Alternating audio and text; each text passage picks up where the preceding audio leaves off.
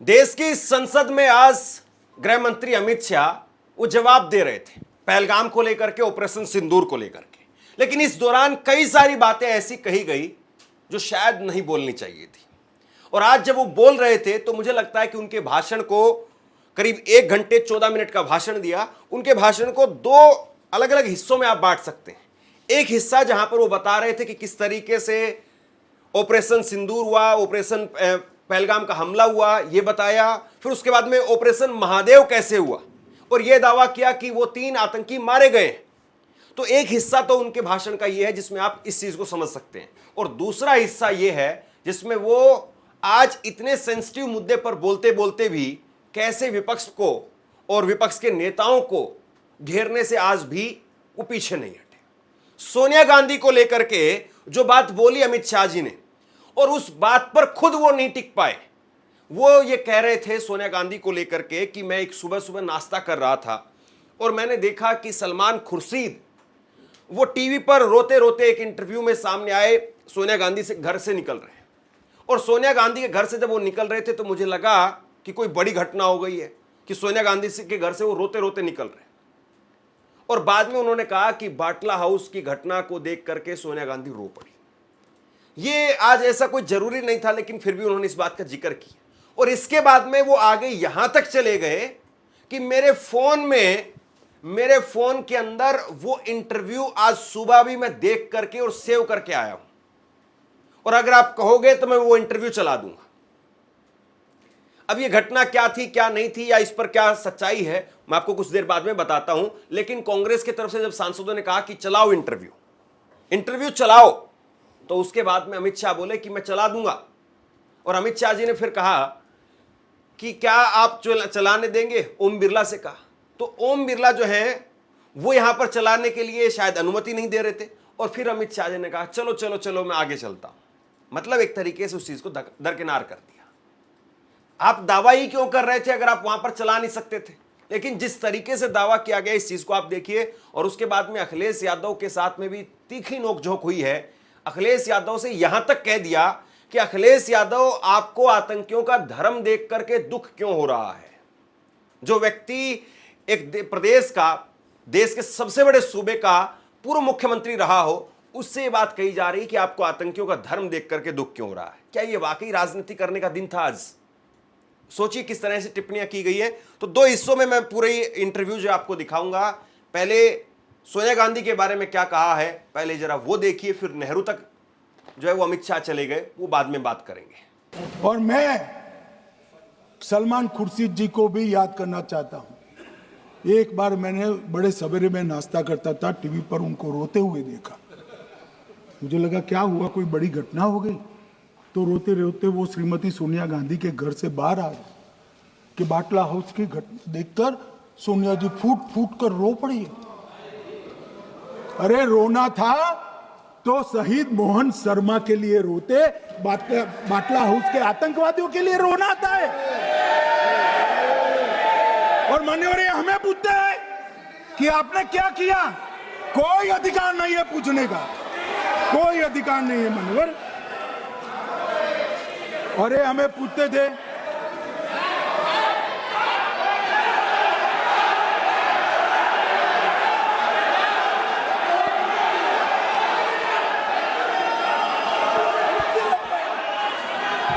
मान्यवर, अभी 25% बाकी।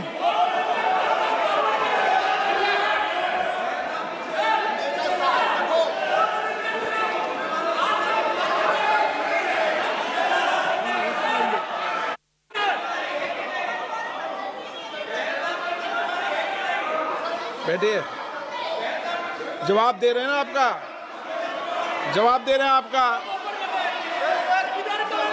पहलगांव के बाद जो घटनाक्रम घटित उसका जवाब दे दिया ना माननीय गृह मंत्री जी ने। आपने पूछा आतंकवादियों क्या हुआ, आतंकवादियों का जवाब दे दिया। क्या पूछना चाहते हैं आप? आपने हर सवाल पूछा, हर सवाल जवाब सुनिए माननीय गृह मंत्री जी।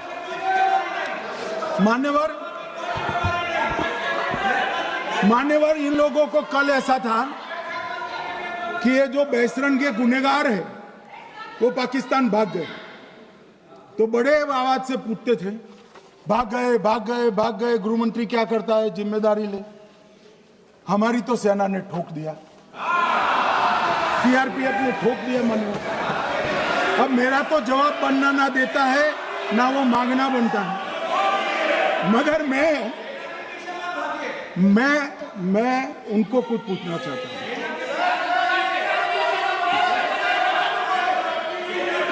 मान्यवर,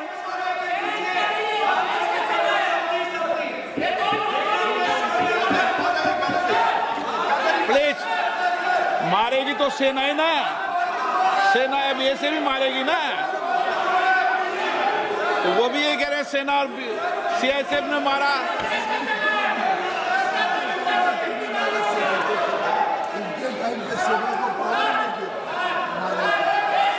मान्यवर ये कहते हैं,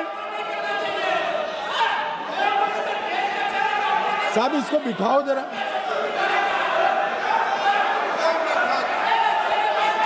हाँ प्लीज, बैठिए बैठिए बैठिए बैठिए बैठिए।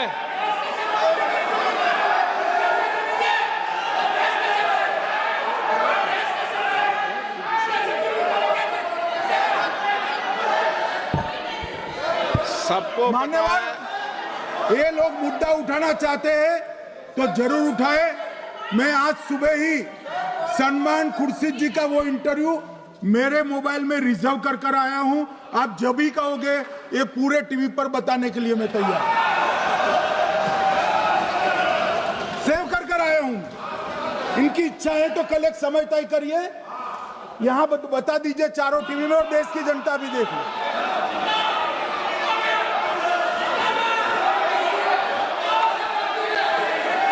मान्यवर कह रहे हैं बताओ, आप बताओ, बताना है या नहीं बताना, ले पूछो ना उनको। Please please.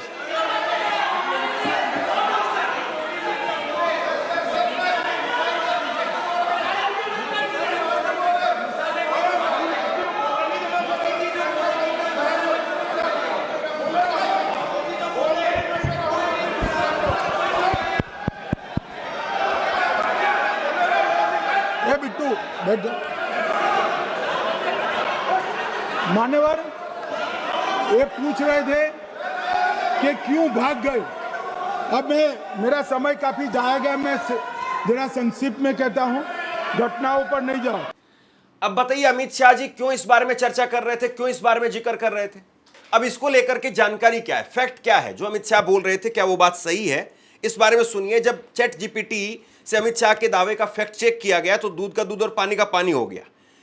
10 फरवरी 2012 को उत्तर प्रदेश के आजमगढ़ में एक चुनावी सभा में कांग्रेस के तब के कानून मंत्री सलमान खुर्शीद ने कहा था कि जब उन्हें बाटला हाउस मुठभेड़ की तस्वीरें दिखाई गई तो सोनिया गांधी भावुक हो गई, आंसू भर आए, और उन्होंने कहा कि हमने जब वो तस्वीरें दिखाई तो उनके आंसू फट पड़े। यह बयान सलमान खुर्शीद ने स्पष्ट रूप से दिया था, लेकिन इसका उस वक्त में विवाद भी हुआ था और खंडन भी किया गया था। दिग्विजय सिंह जो कि उस वक्त में कांग्रेस के महासचिव थे, उन्होंने, और वो उस मुलाकात का हिस्सा भी थे, यानी सलमान खुर्शीद जिस वक्त में सोनिया गांधी से मिल रहे थे उस वक्त में दिग्विजय सिंह भी साथ में थे। उन्होंने कहा था कि सोनिया गांधी रोई नहीं थी, यह सलमान खुर्शीद का व्यक्तिगत अनुभव था, न कि पार्टी की आधिकारिक स्थिति। और आज जो है वो हालिया बयान आज का, जिस पर 29 जुलाई यानी आज 2025 में लोकसभा में ऑपरेशन सिंदूर की चर्चा के दौरान अमित शाह ने फिर इस घटना का जिक्र किया और आरोप लगाया कि सोनिया गांधी ने आतंकियों के लिए रोया था। और उन्होंने सलमान खुर्शीद के पुराने बयान को अपने पास मौजूद वीडियो क्लिप्स के माध्यम से साबित करने की कोशिश की, लेकिन साबित नहीं कर पाए। देखिए ये जो बयान है, मैंने भी सुना है वो बयान, और ये बहुत पॉपुलर है। बीजेपी बार बार इस बारे में आरोप लगाती है कि सोनिया गांधी उस वक्त में रोई थी, लेकिन जैसा अमित शाह ने कहा कि वो उनके घर से निकलते हुए आ रहे थे और रो रहे थे, ऐसा नहीं है। वो चुनावी रैली में बोल रहे थे, और चुनावी रैली में उनके सामने मुस्लिमों की एक बड़ी सभा थी, तो जाहिर सी बात है उनको लगा होगा कि बाटला हाउस का इस तरीके से जिक्र करें, राजनेताओं को जैसे लगता है तो शायद उनको फायदा मिलेगा, इसलिए उन्होंने जिक्र किया। लेकिन दिग्विजय सिंह जो उस मीटिंग में मौजूद थे, उस वक्त में ही उन्होंने खंडन कर दिया था कि ऐसा कुछ नहीं। लेकिन अमित शाह फिर भी कह रहे हैं, और अमित शाह तो ये कह रहे हैं कि उनके घर से रोते हुए आ रहे थे, यानी पूरी तरह से झूठ है ये बात। जो बात कही गई थी वो एक चुनावी रैली में कही थी, और उस बात का उस वक्त में खंडन भी हो गया था। और उस वक्त में कांग्रेस की सरकार और कांग्रेस के ही नेताओं ने खंडन कर दिया था। खैर, अमित शाह जी आज कहां जो है वो बचने वाले थे, उसके बाद में उन्होंने क्या कहा सुनिए। अखिलेश यादव से जो है वो पता नहीं क्यों वहां पर भिड़ने लगे और अखिलेश यादव से कहा कि भाई आप आतंकियों का दुख धर्म देख करके दुखी मत हो। ये अखिलेश यादव से कहा। अखिलेश यादव क्या कह रहे थे यहां पर, अमित शाह जो है वो बता रहे थे, अमित शाह कह रहे थे कि किस तरीके से जो है वो आतंकियों को भी मारा गया, उनके आकाओं को भी मारा गया। तो अखिलेश यादव अपनी कुर्सी से खड़े होते हैं और वो कहते हैं आका तो पाकिस्तान है, यानी आतंकियों का आका पाकिस्तान है। तो इस पर अमित शाह कहते हैं कि पाकिस्तान में आपकी बात होती है क्या।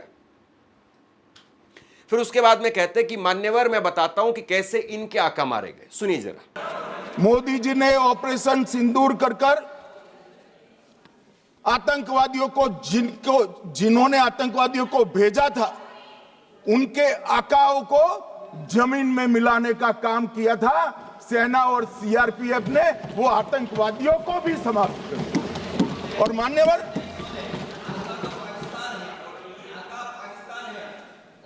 कौन पाकिस्तान से आपकी बात होती है क्या? अरे बैठ जाओ भाई।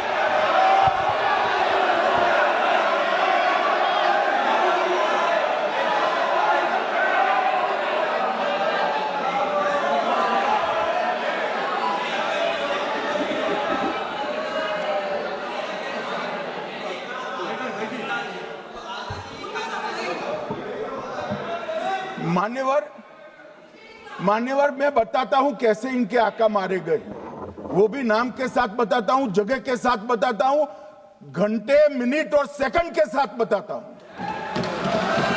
मान्यवर मैं तो अपेक्षा करता था कि जब एक सूचना सुनेंगे पक्ष विपक्ष में खुशी की लहर दौड़ जाएगी, मगर ये स्याही पड़ गई इनके चेहरे। ये क्या है मान्यवर, किस तरह की पॉलिटिक्स? भाई आतंकवादी मारे गए, आपको इसका भी आनंद नहीं है?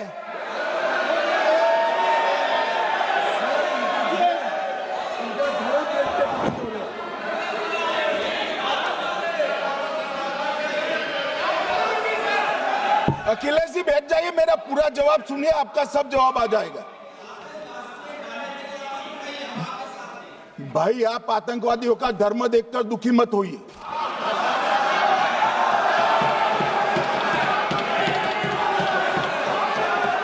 अखिलेश बैठ जाइए यार।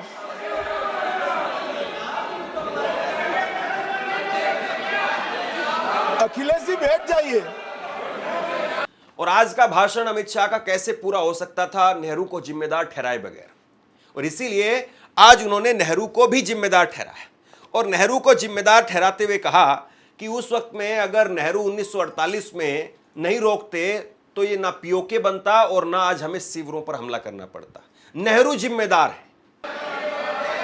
मान्यवर लोग कल सवाल उठा रहे थे कि इतनी अच्छी पोजीशन में थे, आपने युद्ध क्यों नहीं किया? युद्ध के कई परिणाम होते हैं मान्यवर, करना न करना वो सोचकर करना पड़ता है। मगर मैं इसी देश के इतिहास से कुछ घटनाएं बताना चाहता हूं। 1948 में मान्यवर कश्मीर में हमारी सेनाएं निर्णायक बढ़त पर थी।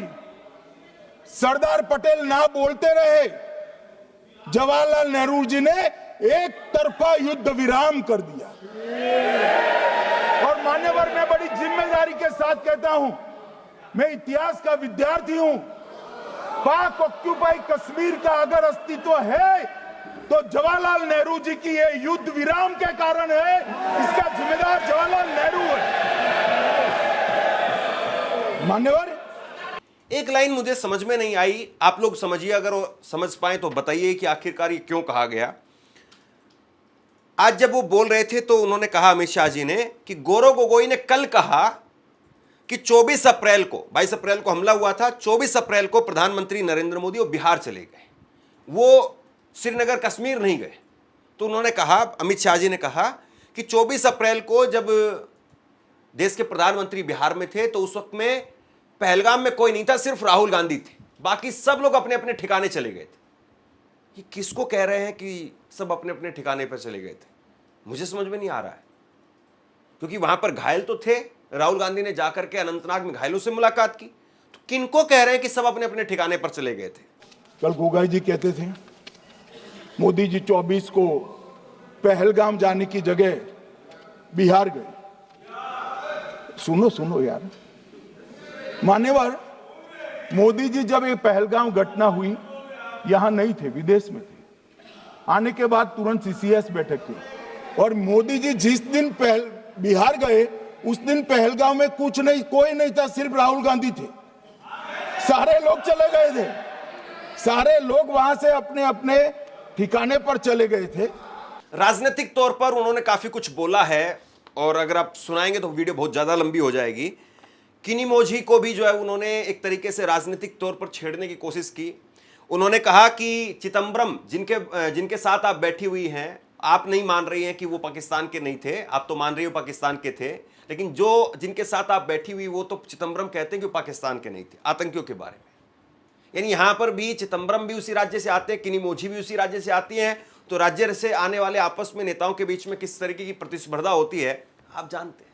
और वही चीज यहां पर ऐसा लगा कि अमित शाह फिर से उस तार को जो है वो हिलाने की कोशिश कर रहे थे। खैर, इसके बाद में तो उन्होंने और भी काफ़ी सारी बातें कही हैं। इंदिरा गांधी जी के बारे में बोले। इंदिरा गांधी जी के बारे में बोलते बोलते कहा कि 1971 की बात करें तो इंदिरा गांधी जी ने 2 फाड़ कर दी पाकिस्तान की, हमें उस पर गर्व है, सदियों तक जो है वो देश इस पर जो है गर्व करेगा। ये बात कही अमित शाह जी ने आज। लेकिन उसके बाद में कहा कि 93,000 सैनिकों को बंधक बना लिया था, ये पाकिस्तान का 42% हिस्सा था, पाकिस्तानी सेना का 42% हिस्सा था, तो उसी वक्त में पीओके ले लेते। तो सवाल ये है अमित शाह जी, आप कह रहे हैं कि ये उस वक्त में इंदिरा गांधी ने गलती की, चलिए आपकी बात मानते हैं इंदिरा गांधी ने गलती की, लेकिन आज आपने गलती क्यों की? आज जब आप ये कह रहे थे कि हां हम तरीके से मार रहे थे, वहां पर चोट पड़ रही थी, पाकिस्तान करहा रहा था, रो रहा था, तो फिर पाकिस्तान से आज पीओके क्यों नहीं लिया गया? आप ही खुद कहते थे। इंदिरा गांधी जी अब है नहीं, उस वक्त की परिस्थितियां किस तरीके से कैसे थी वो सब बहुत सारे देश में लोगों को पता भी नहीं, लेकिन आज की परिस्थितियां देश को पता है। आज कुछ समय पहले आप ही ने कहा था कुछ समय पहले कि ये पाकिस्तान जो है वो पीओके वो तो हम लेकर के रहेंगे, तो फिर आप आज क्यों पीछे हट रहे हैं? इसके बाद में जो है अब उनके दूसरे हिस्से पर बात करते हैं, जहां पर वो कह रहे हैं कि मेरे पास में जो है वो रिपोर्ट है, बैलिस्टिक रिपोर्ट है मेरे पास में। अब फोरेंसिक रिपोर्ट होनी चाहिए, बैलिस्टिक रिपोर्ट आप देखिए, और इसे 6 वैज्ञानिकों ने क्रॉस चेक किया है, और सुबह 4:46 पर मुझे फोन करके कहा है कि वहां पर वही गोली चली थी जो 100% अभी गोली जो है वो बरामद हुई है। इससे पहले जो है उन्होंने बताया कि 3 आतंकी ऑपरेशन महादेव के तहत मारे गए हैं, और इनके नाम भी जो इसमें बताए गए, इन आतंकियों के नाम बताए, और ये कह रहे हैं कि 22 मई को ऑपरेशन महादेव की शुरुआत हुई है। गौर से सुनिए, 22 अप्रैल को पहलगाम का हमला हुआ था। अमित शाह जी को करेक्ट करने की कोशिश भी की गई, लेकिन फिर उन्होंने कहा कि नहीं, 22 मई को ऑपरेशन महादेव की शुरुआत होती है, ये उनकी तरफ से बताया गया।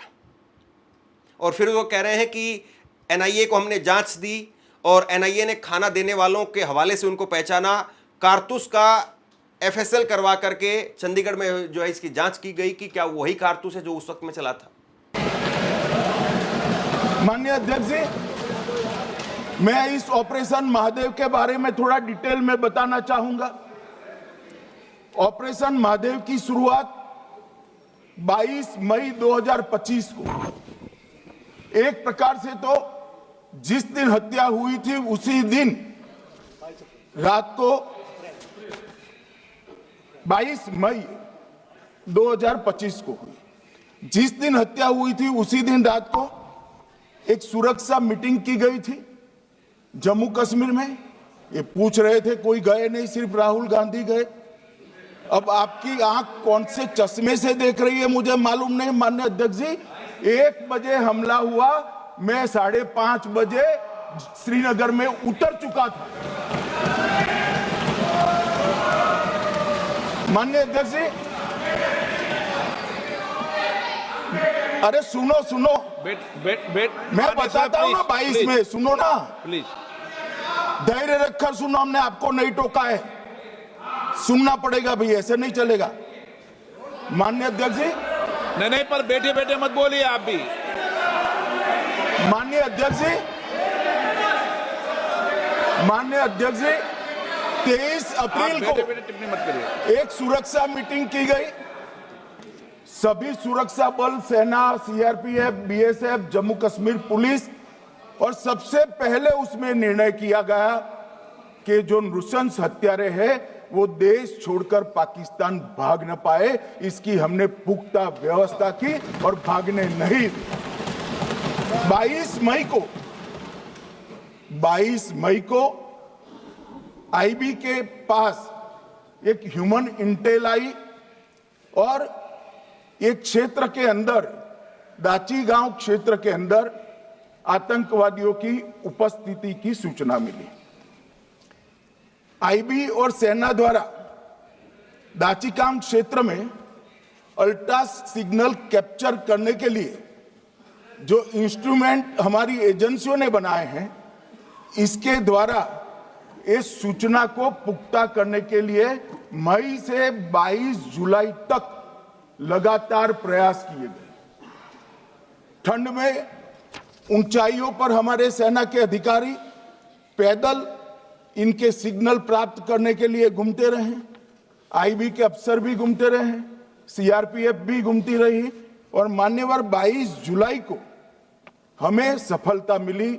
सेंसर्स के माध्यम से आतंकवादी होने की पुष्टि मिल गई। तब 4 पैरा जो हमारी सेना का एक हिस्सा है, उसकी नेतृत्व में 4 पैरा के जवान, सीआरपीएफ के जवान और जम्मू कश्मीर पुलिस के जवान मान्यवर एक साथ ये आतंकवादियों को घेरने का काम किया।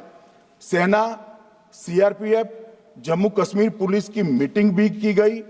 जो 5 ह्यूमन एसेट्स थे उनको भी वहां भेजा गया, और कुल मिलाकर कल जो ऑपरेशन हुआ, इसमें हमारे निर्दोष नागरिकों को मारने वाले तीनों आतंकी मौत के घाट उतार दिए।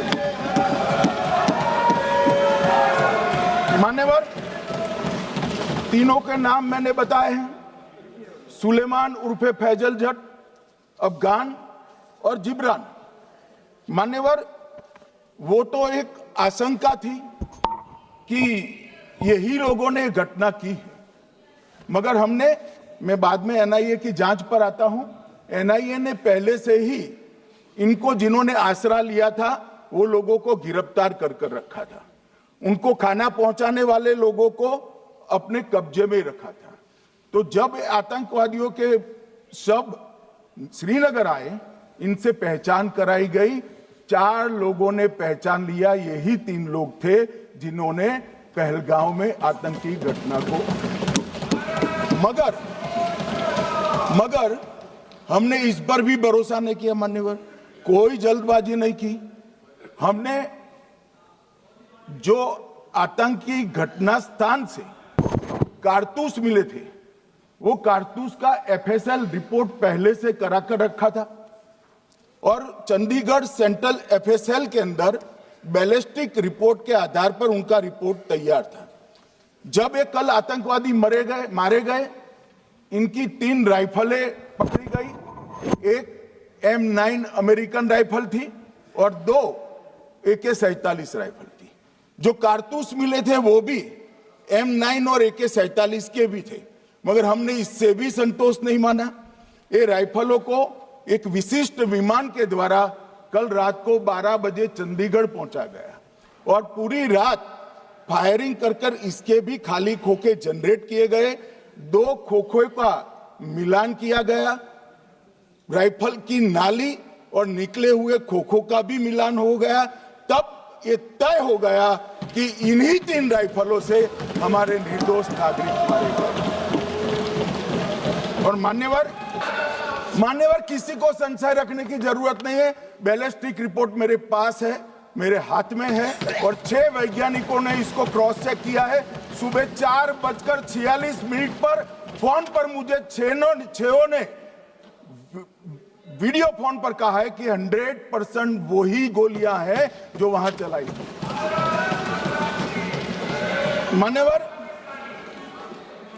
ये हमारे देश की सेना, सीआरपीएफ और जम्मू कश्मीर पुलिस, ये तीनों का एक साझा बहुत बड़ा कामयाबी है, जिस पर 140 करोड़ को नाज होना चाहिए, देश की जनता को नाज। मान्यवर, देश के गृह मंत्री इस बात का दावा कर रहे हैं कि वो 3 आतंकी मारे गए हैं जिन्होंने बहसरन घाटी में हमला किया था। और जब देश के गृह मंत्री इस बात को कह रहे हैं तो इस बात को मानना पड़ेगा, क्योंकि सरकार ऑफिशियली इस बात को कह रही, संसद में कहा जा रहा है। लेकिन सवाल इस बात का है कि आज भी उन्होंने इस बारे में नहीं बोला कि वहां पर जो हमला हुआ वो कैसे हुआ, कैसे इंटेलिजेंस फेलियर हो गया, और ये इंटेलिजेंस फेलियर था या नहीं था, इस पर वो नहीं बोले। या वहां पर इतनी बड़ी संख्या में टूरिस्ट थे, वहां पर पर्यटक थे वहां पर, तो सुरक्षा क्यों नहीं थी। ये बड़े सारे सवाल अभी भी जो है वो इनका जवाब नहीं मिल पाया।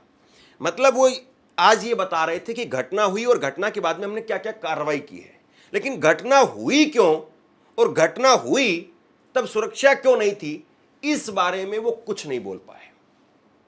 और बाद में उन्होंने बहुत सारी बातें कही कि हमारे समय पर तो जो आतंकी घटना हुई है उसका हमने किस किस तरीके से बदला लिया है, आपने कैसे बदला लिया है। राहुल गांधी को चैलेंज दिया। अब देखते राहुल गांधी इस पर क्या जवाब देंगे। आप क्या सोचते हैं नीचे कमेंट बॉक्स में लिख करके जरूर बताइए। इस खबर को शेयर कीजिए। धन्यवाद।